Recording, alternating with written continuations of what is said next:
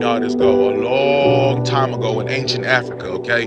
God sent two angels down to earth to accomplish a mission. These angels flew all day long until they got tired. And when they got tired, they tried to find a place to stay for the night. They found themselves a mansion. And when they knocked on the door, they asked the man, can we stay here? Man says, yeah, but y'all basically got to go down to the basement, sleep on the floor. I'm not giving you a bed. I'm not feeding you, and I'm not giving you no water. The older angel notices that there's actually a hole in the wall in the basement, so he patches it up. The younger angel asks him, why would you do that if they barely accommodated us and they had all the money in the world to do that for themselves?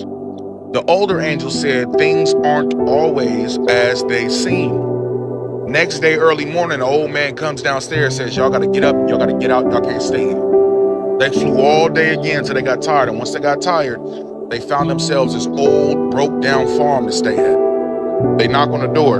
Two old people come out. Okay, they say, yo, man, we ain't got much. We only got one cow in the front yard. We ain't got much, but we'll feed you. We'll give you water. We'll give you a place to lay your head. In fact, sleep in my bed.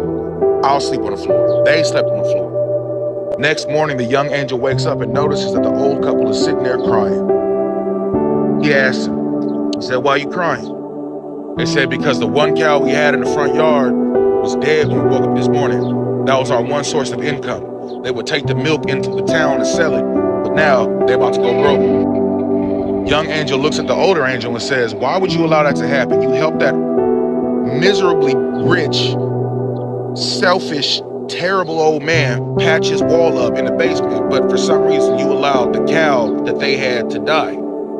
He said, again, things aren't always as they seem. He said, when I got down to the basement of the rich man's house, I noticed that in that hole was all the gold that he had. He said he patched that wall up so that that old man could never find that gold again, because that old man was infatuated with his wealth. He said last night the angel of death came to this farm, but the angel of death came for the old man's wife. He gave him the cow instead. Think about that. Think about that. Things aren't always as they seem. Sometimes a blessing is a curse, and sometimes a curse is a blessing.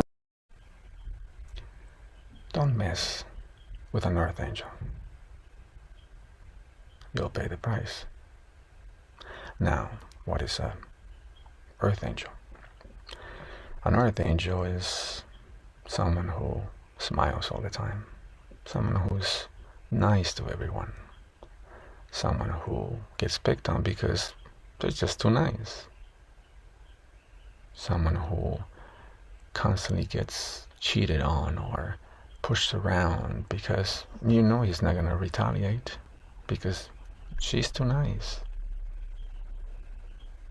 But then your life takes a turn to the worse and you don't know why. What goes around comes around. And if you mess with an earth angel, baby, you have a legion of angels around this person that are gonna mess you up. Never mess with anybody, because you'll pay the price. God will hide you in plain sight. Have you ever wondered how people can look right at you and never really see you? Never see your gift, never see your talent, never see your value. Sometimes it's because God is blinding them to the reality of you, because God doesn't want everybody participating in your process or your promise. God doesn't want everybody benefiting from your time, your talent, or your treasure, so he hides you. And he lets them look over you and look past you and look around you. And some of them even disregard you so much that they look through you. But let me tell you something. Everybody who has looked over you, looked past you, looked through you, looked around you, is going to eventually have to look at you. But by the time they see you, it's going to be too late. We all want to be a beast. Do you know what a beast is? A beast is someone who can walk through hell and be grateful that their legs are working. A beast is someone who has lost everything and is grateful for the opportunity to get everything back and more. A beast is somebody who has hit rock bottom and says, this is amazing, it's only up from here. That's a beast. Have you seen them?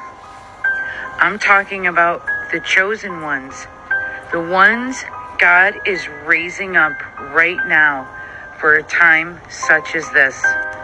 I'm talking about the army of God, soldiers, the ones in their past that looked like the drug addicts that you see on the streets, the prostitutes, the junkies, the escorts. Don't be fooled. God had a plan for them the whole time. They were trained in the enemy's camp.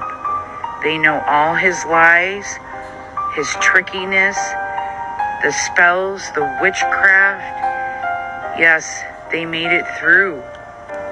And now God's deploying them for a time such as this.